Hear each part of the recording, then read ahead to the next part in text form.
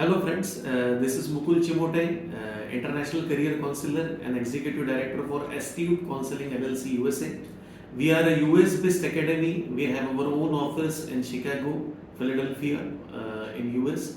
We are providing one roof solutions for complete medical education, right from undergraduation to the post graduation part of it. We provide career counseling right from 9 till PhD for all the streams. We are a group of academicians from across 20 countries empaneled with us. So basically on 26th of August, I will be giving information about the free medical residency post-graduation program from the US, and also I will be giving information about the medical PG, that is physician associate program from US, which the students can pursue without giving USMLE.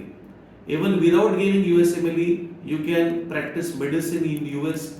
So it is a very important, it will be a very important session where I will be giving a brief information about all these systems in the US, about the residency program and physician associate program.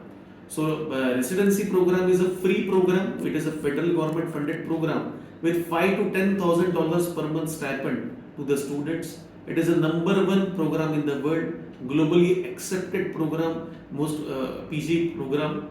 National Medical Commission has specially exempted 5 countries.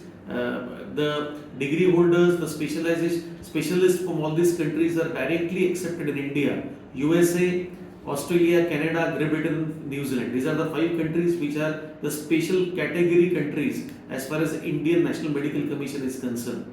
So very affordable opportunities, great research exposure, global acceptability, great employment opportunities, non-capped H-1B visas. All these are the highlights of this program. Similarly, physician associate program can be a pathway for paramedical fields also. Those students who have done the Ayurveda, homeopathy, physiotherapy, or pharma line, or any of the graduation in bioinformatics or biology related fields, they can surely practice medicine in US. Of course, MBBS students can also do the physician associate program that provides an alternative pathway.